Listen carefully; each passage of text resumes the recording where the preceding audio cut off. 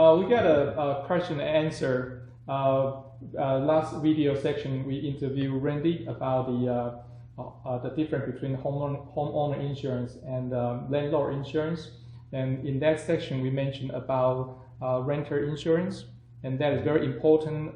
Protect the audience like you going to be a landlord. So that's why we asked Randy give us extra time to explain what is the renter insurance. Okay. Well, renter's insurance is for a tenant to protect their personal property and any liability that they may be subject to when renting a home or an apartment. Wow. Okay, but what is the benefit? What is the benefit to let your renter to have this insurance like that? Well, most apartment complexes require that their tenants carry renter's insurance with a certain amount of liability insurance, and that protects the property owner. It could be $100,000 up to $500,000. If you're a property owner and you're renting out a home to your tenants, it's always a good idea to require them to carry a certain amount of liability insurance. What they choose to do and how they choose to cover their personal property is completely up to them. But you are well within your rights to require them to carry a renter's insurance policy with a minimum liability amount. Wow, I hear the key word, protect. Protect the landlord. Wow. Yes, absolutely. It will.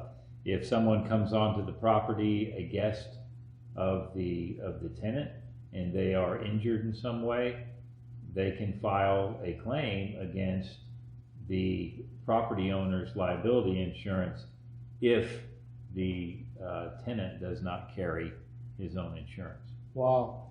You can give us an example? I think during a company business meeting, you give us an example. Can you share that to us?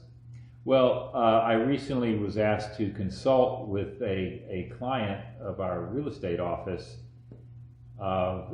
This gentleman had purchased a home, and he had lived in it for several years. Then he moved out and was going to rent this home out. Well, he did in fact rent it out for about 10 months, and the home was struck by lightning. There was a fire, and the tenants weren't able to live there. Well, it turned out he did not switch his property insurance from a homeowner's insurance to a landlord policy, and he had no coverage on that home due to the policy contract. The policy contract for a homeowner's policy states that you have to occupy the home as the property owner, and he was renting this home out. Now, as far as his tenants go, they had renter's insurance. Their property inside was covered, and they have loss of use coverage, which would pay for their time away from the home while the home's being repaired. But in this case, I don't think it's going to be a short time. The insurance company won't cover that. Right. The insurance company, due to the policy contract, stating that the property owner must occupy the home under that policy form, which is a homeowner's policy form. Wow.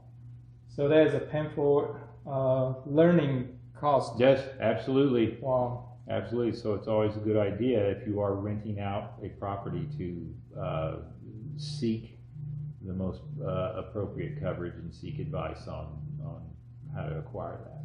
Good. Well, thank you, Randy. Yeah, that's hope this answer will catch your attention. Feel free to contact Randy Smith about the detail of the renter insurance and how to do that. Feel free to contact him. Any question? Again, let us know that we will do another video section to answer your question. Okay, thank you again. Thank you, Randy. Thank you, Richard. Thank you.